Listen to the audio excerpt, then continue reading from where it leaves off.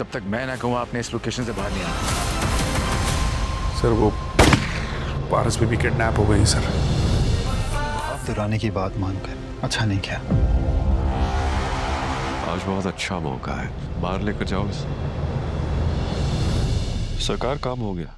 पारस का डर गलत नहीं था। उसे पहले से ही अपनों से खतरा महसूस होने लगा था। इसके डैड को भी जो बार बार सखर जाना पड़ रहा था, इस सारे मामले के पीछे भी आप दुरानी का ही हाथ था। दीप जो कि जायदाद की लालच में इतना अंधा हो चुका है कि अपने प्यारों का भी लिहाज तक नहीं रहा। लेकिन बहुत जल्द नदीम और उसके बेटे का खेल भी खत्म होने ही वाला है। पारस के डैड भी पहले ही इस खतरे की बू महसूस कर चुके थे। इसी वजह से तो उन्होंने जवार को फौरन ही वापस आने को कहा था। पारस के दुश्मन भी इसी मौके की तलाश में थे। आप दुरानी की तरफ से इशारा मिलते ही पारस के दुश्मन फौरन से अलर्ट हो गए। आफताब को ना चाहते हुए भी अपने बाप की बात मानना पड़ी।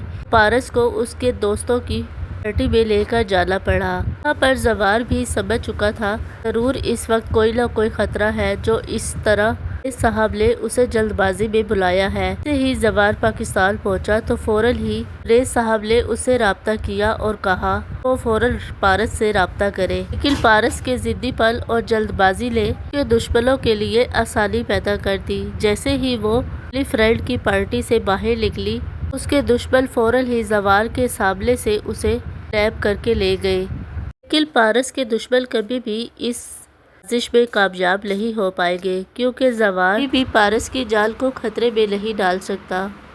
पर तबरेज साहब के लिए तो ये खबर जैसे वाल से बिजली गिरने के बराबर होगी। जैसे ही पता चलेगा कि पारस किडनैप हो गई है, उनको हार्ट अटैक आ जाएगा। लेकिन जवार तब तक घर वापस नहीं आएगा जब तक पारस उसके साथ नहीं होगी। रेस साहब जैसे ही पारस को अपने घर पर ही सलामत देखेंगे तो उनकी जान में जैसे जान आ जाएगी।